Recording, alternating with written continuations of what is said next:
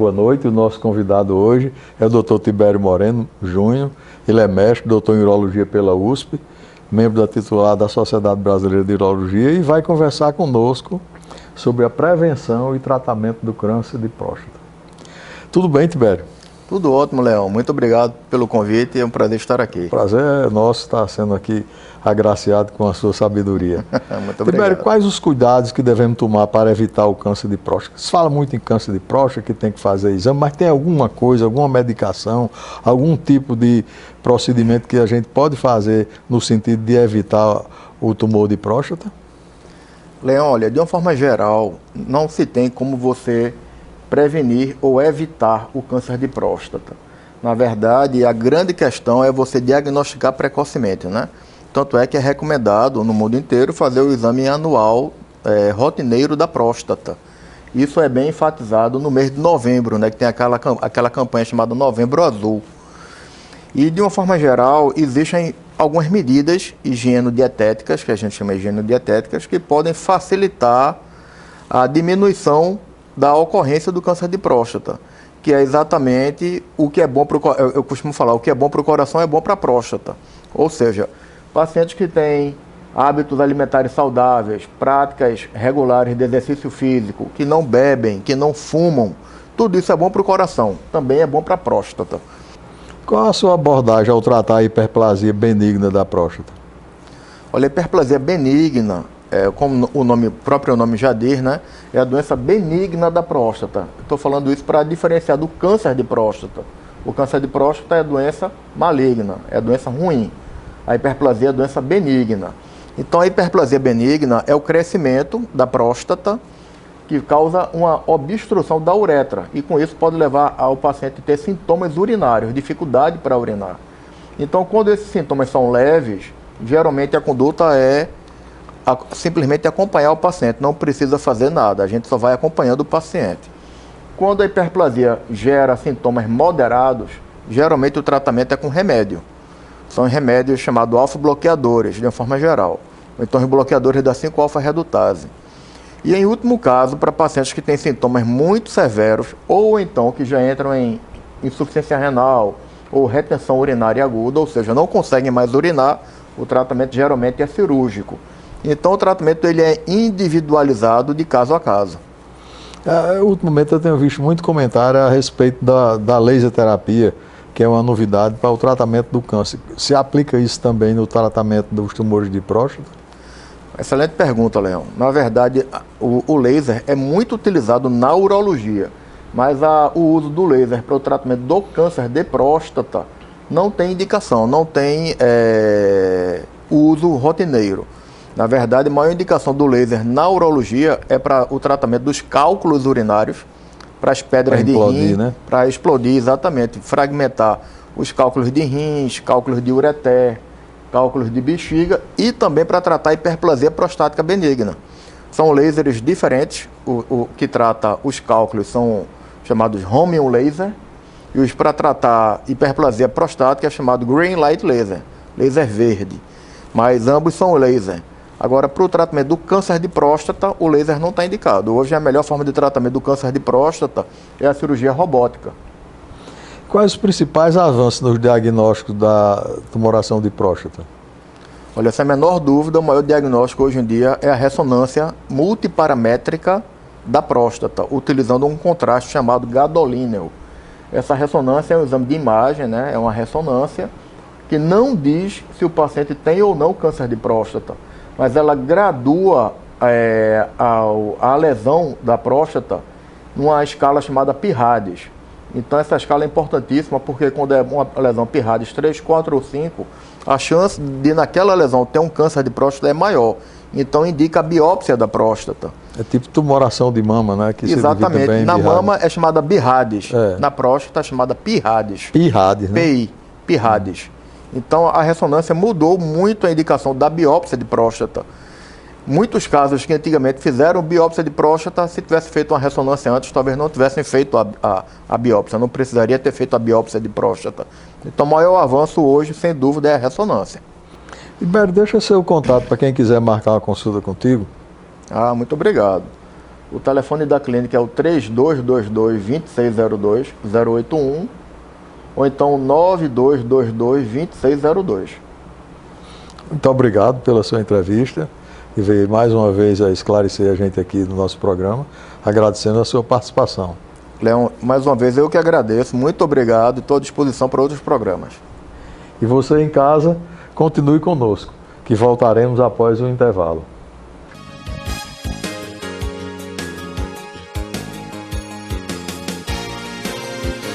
Hoje vamos falar sobre rinoplastia. A rinoplastia é a origem da cirurgia plástica. A cirurgia plástica foi descrita em papiros egípcios há 3.000 anos antes de Cristo. É uma cirurgia que você deve escolher o seu cirurgião com cuidado, ver uma pessoa que seja bastante treinada, que tenha habilitação na Sociedade Brasileira de Cirurgia Plástica e não fazer com qualquer pessoa, até porque essa cirurgia, apesar de ser no rosto e haver invasão de algumas especialidades dentro da cirurgia plástica, ela é recomendada a ser feita pelo cirurgião plástico, certo? Quando existe alguma parte funcional, aí sim, o otorrino entra para fazer o tratamento da respiração, que seria, no caso, a parte funcional. E muitas vezes o nariz ele é defeituoso, ele é torto, porque tem um desvio de septo. É como se o alicerce de uma casa fosse torto. Então, o alicerce sendo torto, isso vai até a parte do telhado, que no caso seria a parte externa do nariz. Então, essa associação da cirurgia plástica com a otorrinolaringologia, isso aí faz com que a gente tenha um resultado muito mais satisfatório, porque cada um especialista vai trabalhar dentro da sua área. E isso aí vai trazer, além de um conforto maior, um resultado muito melhor para o nosso paciente.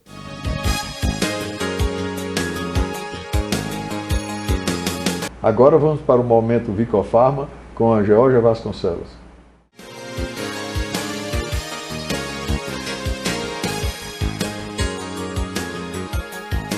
Olá! Hoje no Momento Vicofarma, o nosso convidado é o Dr. Antônio Dantas. Ele é médico e professor de nutrologia pela UCAM, no Rio de Janeiro.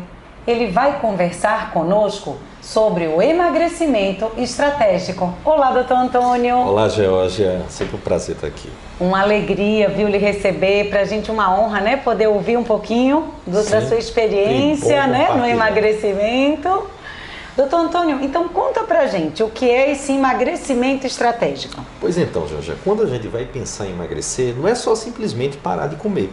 A gente tem que entender que à medida que o tempo vai passando, o nosso metabolismo vai ficando mais lento e vai ser necessário a gente alternar algumas estratégias, seja alimentar, seja de exercício físico, para o nosso organismo não se acostumar, senão você para de perder peso. Perfeito. Então é essa alternância, né? A chave é a alternância. Alternância de procedimentos que o doutor vai personalizar de acordo com a necessidade de cada paciente. Exatamente. Perfeito. Doutor Antônio, é verdade que a obesidade pode influenciar nos nossos sentimentos? Isso aí é uma coisa que a medicina recentemente tem descoberto. Então a gente sabe que essa via é de mão dupla. Quando a gente está mais ansioso, quando está mais nervoso, já dá aquela dor de barriga, já dá aquela sensação que as nossas emoções terminam influenciando o nosso intestino. Perfeito. Só que hoje a gente sabe que a saúde intestinal influencia as nossas emoções. Então você ter uma má digestão, você ter constipação, você ter azia, queimação, você ter problemas no trato gastrointestinal, terminam influenciando a formação de alguns neurotransmissores, que inclusive pode aumentar ou diminuir grau de ansiedade, de alteração do humor. Então é importante cuidar do intestino para melhorar as nossas emoções. Nossa, importante, né? Muito importante saber disso, doutor. Então, muito se fala da importância da conexão intestino e cérebro, né? Explica isso pra gente. Pois então, vamos lá. Se a gente começar a perceber que os nossos neurotransmissores, eles começam a ser formados no nosso intestino, é importante a gente cuidar da saúde intestinal. É importante a gente poder também cuidar das situações relacionadas ao que pode prejudicar as bactérias que estão no nosso intestino. Então, comer muita farinha de trigo, comer um excesso de carboidratos, principalmente esses carboidratos refinados. São produtos inflamatórios, né, doutor? Exatamente. Esses fast foods terminam prejudicando a formação dos neurotransmissores, que vão melhorar esse contexto relacionado ao nosso humor. Ah, perfeito. No caso dos lactobacilos, eles também podem ajudar e a contribuir, né, no tratamento? Aí é onde entra a participação da suplementação, das situações que a gente pode incorporar ao nosso organismo para favorecer com que a gente tenha uma melhor saúde intestinal. Perfeito. Excelente. Então, nessa sua abordagem, né, mais integral, quais são as suas práticas para tratar os pacientes? A primeira coisa de todas, a gente tem que inicialmente pensar em poder ter uma boa percepção em relação ao que a gente quer. A questão emocional é fundamental, então a gente tem que partir para uma situação de estar motivado para mudar um estilo de vida. Certo. Depois a gente tem que partir para a nossa qualidade de sono. Então, se você não dorme bem, se você tem um sono muito partido, se você dorme muito tarde, isso também vai prejudicar seus resultados. Para posteriormente a gente começar a pensar tanto nas situações relacionadas à alimentação quanto ao exercício físico.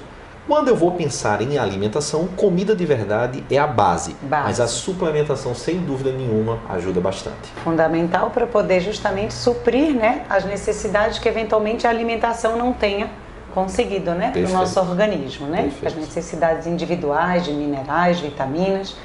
Então, neste contexto, né, qual a sua opinião sobre a eficácia dos suplementos, como os minerais, vitaminas e os compostos fitoterápicos? Fundamental. A alimentação é a base, mas nem todos os nutrientes estão presentes ali na alimentação. Então, quando a gente consegue individualizar uma prescrição, saber a real necessidade daquela pessoa, a gente vai em cima e consegue favorecer que ela funcione melhor. Certo. Chama atenção aqui para situações como suplementos, como o ômega 3, como a vitamina B, D e também a vitamina B12 e os probióticos. Então, toda essa situação que faz parte, né, de uma indústria farmacêutica que trabalha a favor de uma saúde, vai favorecer, junto de uma alimentação, um exercício físico, a gente ter melhor qualidade de vida. Perfeito. Essas formulações, doutor, normalmente elas podem ser manipuladas também, né? E industrializadas em algumas situações. O doutor vai adequar essa necessidade, né, individual. Cada paciente deve usar a sua medicação, né, doutor Antônio? Sem dúvida nenhuma. Então, Isso quando é a gente vai importante. pensar em individualizar, Isso. a gente consegue, através das manipulações, saber a real necessidade que você tem naquela dosagem. A eficácia é maior. Porque muita gente fala, né, nesses suplementos multivitamínicos, né? Mas a gente sabe que eventualmente eles podem conter ativos que não são necessários e outros numa dosagem até inferior, né? Bem a essa inferior. Não dosagem. adianta você tomar um polivitamínico de A a Z, que tem um pouco de tudo, mas não tem a real necessidade que você precisa. Individual. Perfeito. Doutor Antônio, então o doutor gostaria de deixar o seu contato para alguém que queira marcar uma consulta, né? Muito obrigada pela sua participação conosco. Que é isso, muito bom estar por aqui, sempre compartilhar conceitos de saúde e felicidade. A gente tem o nosso Instagram, que é o Dr. Antônio Dantas, e também através do WhatsApp 819-8103-4520, você pode ter mais informações sobre consultas. Muito obrigada, doutor Antônio, mais uma vez. E você, se quiser mais informações sobre saúde, siga o nosso perfil no Instagram, @vicofarmarecife. E aguardo você no próximo sábado. Até lá!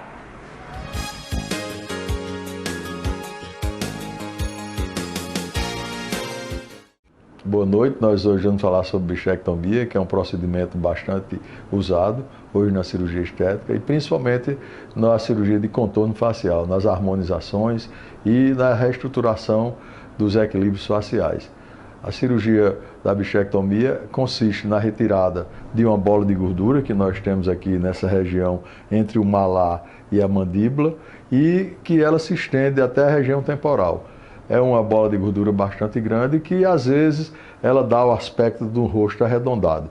Essa bola ela tem a finalidade de deslizar o bucinador com o macete e a função dela ela é apenas feita para amamentação, ou seja, depois que a gente deixa de amamentar, essa bola que facilita o deslizamento desses dois músculos ela passa a ser sem nenhuma função.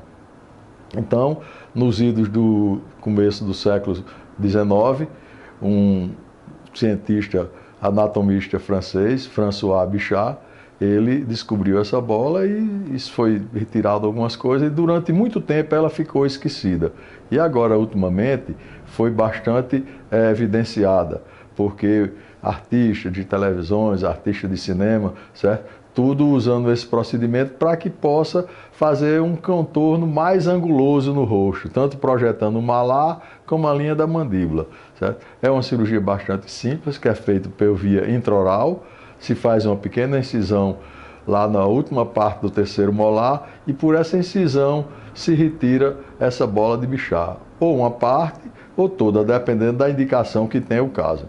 Essa cirurgia tem sido bastante invadida na cirurgia plástica por outras especialidades, mas ainda o domínio dela é feito por nós, pois a anatomia é muito mais dominada pelo cirurgião que estuda durante 3 anos, faz residência, anatomia, etc., tudo em cima disso, e nós temos um domínio muito maior em cima da bichectomia.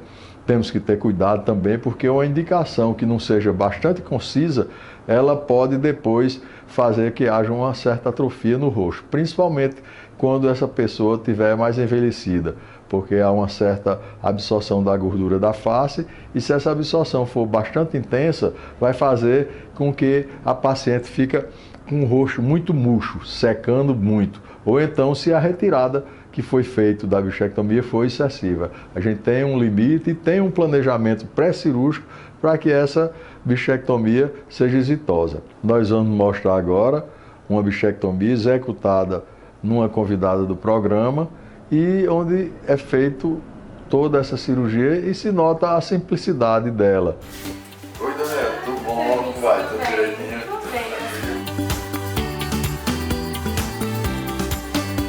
Tudo bom, né? Tudo bem, doutor. E aí, o que é que você quer? Então, doutor, eu tenho ouvido falar muito na cirurgia, eu acho que chama bichectomia. É, bichectomia. Né? E eu queria saber se eu tenho indicação, porque me incomoda muito, meu rosto muito arredondado. Então eu vim aqui mais para você analisar isso. Certo. Puxa assim o cabelo bem pra trás. Porque acho que dá um bom resultado. Então essa sobra de são a gordurazinha que a gente tem dentro, entre o masseter e o bucinador. Essa gordura, a única finalidade que ela tem é de servir como um amortecedor. Quando a criança está aumentando, aí ela funciona entre um músculo e outro. Mas depois de passar dessa fase, não tem mais função nenhuma, entendeu? Isso é uma cirurgia simples que a gente pode fazer até aqui, ambulatorialmente, no consultório. É quanto tempo, mais ou menos, doutor, E cirurgia demora em torno de uns 10, 15 minutos, entendeu? É feito com anestesia local e na maioria das vezes não precisa nem fazer sutura. É indolor, então, né? Não, indolor não é não, porque depois de dar Depois, anestesia local, Uhum. tipo como se fosse uma anestesia para dentro, entendeu? Mas é simples de ser executado, na mão de quem sabe, obviamente. Tá ok? Tá certo. Então vamos fazer, vou pedir uns examezinhos aqui, que você vai fazer ele, quando tiver, no dia você já vem aqui, a gente já vai fazer a sua cirurgia, ok? Combinado. Tranquilo. Muito obrigada. Não nada.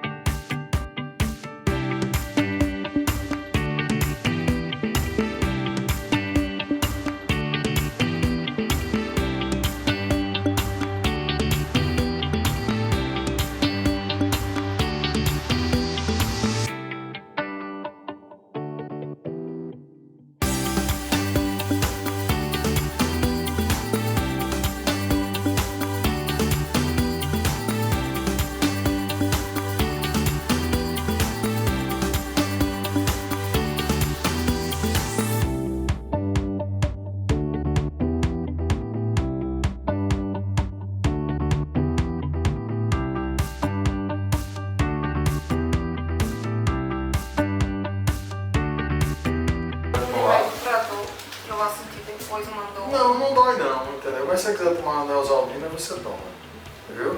Antibiótico não, né? Precisa não. Já tá um pouquinho contaminada. Já tá mais murcho, agora depois vai inchar, vai ficar mais inchado do que o que tava.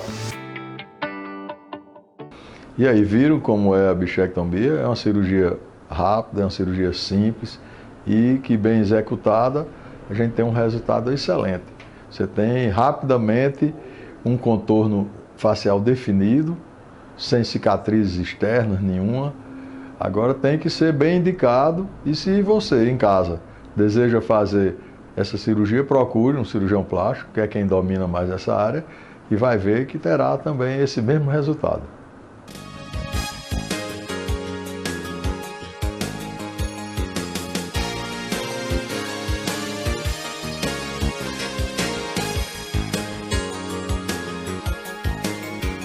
Agora fique com Beleza e Companhia com o Dio Coelho.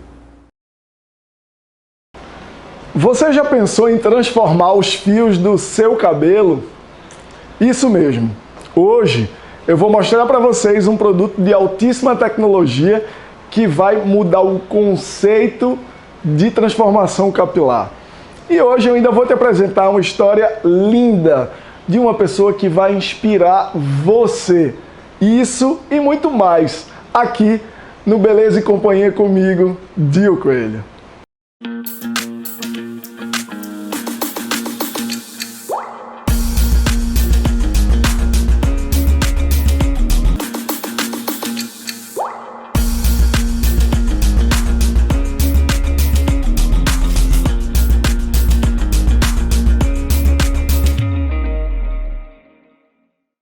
Seja liso ou cacheado, o importante é você encontrar um estilo que se adapte a você.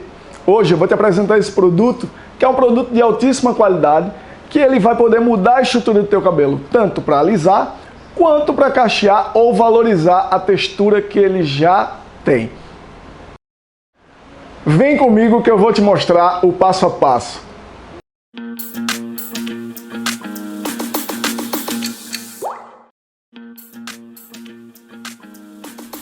O alisante Tutanate transforma sem danificar os fios.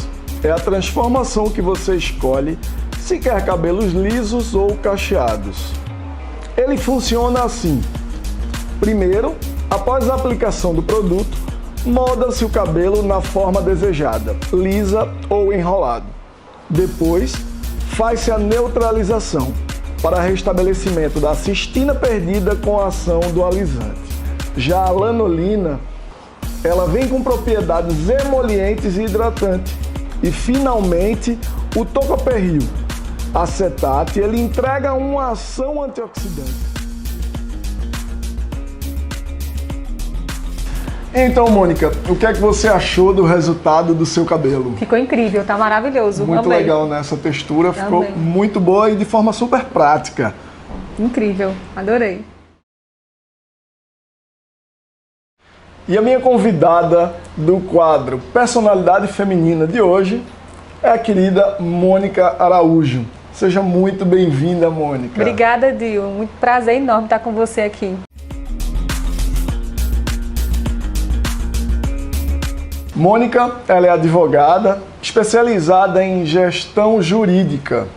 Mônica, seja muito bem-vinda mais uma vez e me conta uma coisa.